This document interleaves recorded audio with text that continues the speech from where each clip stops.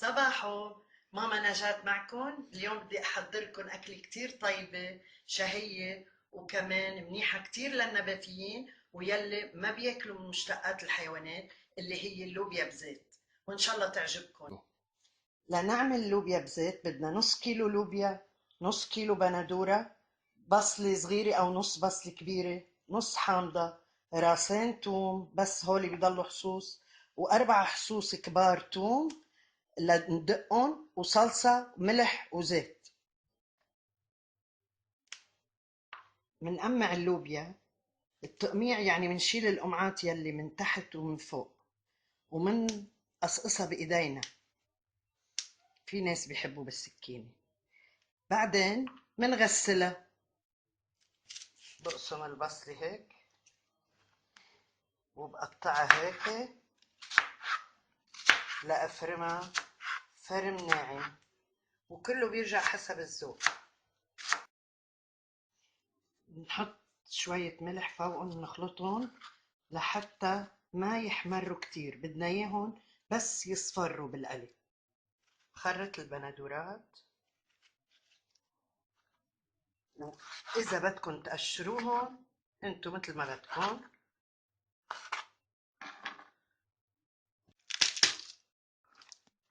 نهرس الثوم ليتقشر معنا بطريقة هينة هيك دغري، بس بنشيل هاي وخلصت القصة.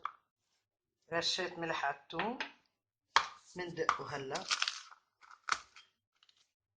منقشر هول الروس الثوم، منشيل القشرات لأنه بينزلوا بالطبخ بتطلع طعمتهم كتير بشعة، ومنشيل هيدا لأنه كله عطول رمل.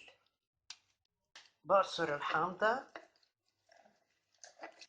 أنا عندي طريقة لأنه الحامض بمرمر إذا تركناه، بنحط شوية ملح مندوبهم وهيك قد ما ضل بضل ما بمرمر. بنحط الطنجرة على النار.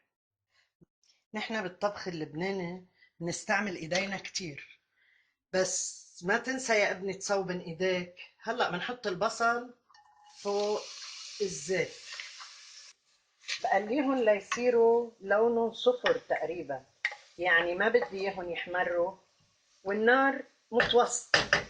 خلص صار فينا نحط اللوبيا فوقها. هلا عادة انا بحط اللوبيا هيك وبغطيها تتقلى، وبعدين بخرط الثوم والبندورة وهيك حتى ما ناخد وقت. بننوص النار شوية ومنغطي الطنجرة لتتقلى. خلص نشفت وتقلت منيح. بدي زيد الثوم. ما تنسوا انه تحركوها من وقت للتاني وقت اللي بتكون مغطاية. كمان نفس الشي بدي اقلبها بالثومات شي دقيقة دقيقتين، يعني اخلطها منيح. بعد ما خلطتهم بالثوم بدي احط البندورات. نوصت النار. هلا ححط الحامض وارجع حط التومات يلي بقشرن، وبدنا نضغط طنجرة مع شوية ملح بالأول.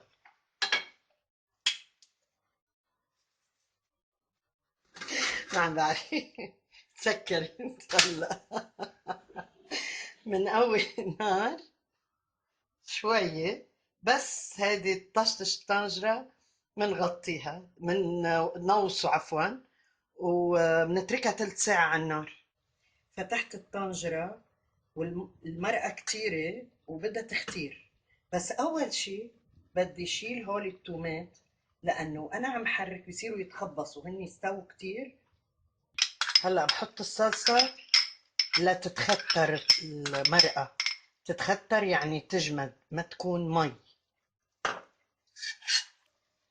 هيك تخترت المرقة وصارت الأكلة جاهزة. نصبها بالجات اللي بدنا نقدم فيه على الطاولة، وبحط التومات فوقهم لحتى يكون منظرها حلو. وهلا هيك لندوقها لنشوف اذا طيبة او لا. طيبة كتير وبدي لكم حتى تضلكم تشوفوا هالاكلات الطيبين، اعملوا لي لايك واعملوا لي سبسكرايب. باي. غمضت عيوني؟ ما غمضت.